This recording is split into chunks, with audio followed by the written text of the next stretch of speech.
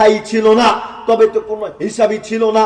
কিন্তু কি ভয়ঙ্কর কথা আল্লাহ তাআলা বললেন, মৃত্যুর সাথে তোমাদের সাক্ষাৎ হবেই হবে, মৃত্যু তোমাদের মুখোমুখি হবেই হবে। এরপরে গায়েব এবং প্রকাশ্যের জ্ঞানী একমাত্র আল্লাহ তাআলার নিকটে তোমাদেরকে ফিরিয়ে নিয়ে যাওয়া হবে। পৃথিবীতে তোমরা যে কর্ম করেছিল সেই কর্মের তোমাদেরকে সম্পূর্ণ জানিয়ে দেয়া হবে।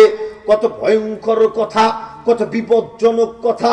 আল্লাহ তাআলার মুখোমুখি আমাকে আপনাকে হতে হবে।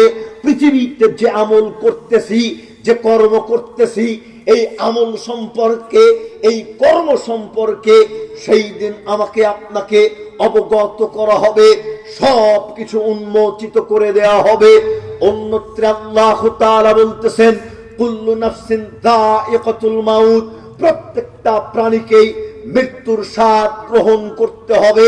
পৃথিবীতে যত প্রাণী এসেছে আসবে, প্রত্যেককেরই মৃত্যুর স্বাদ গ্রহণ করতে হবে।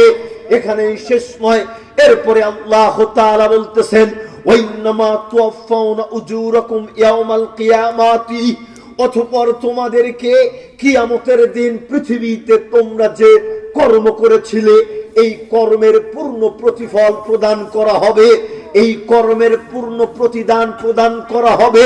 ফামান যুহজিহা আনিন নারি ওয়া দুখিলাল জান্নাত ফাকাদ ফাযা, তোমাদের যাদেরকে জাহান্নাম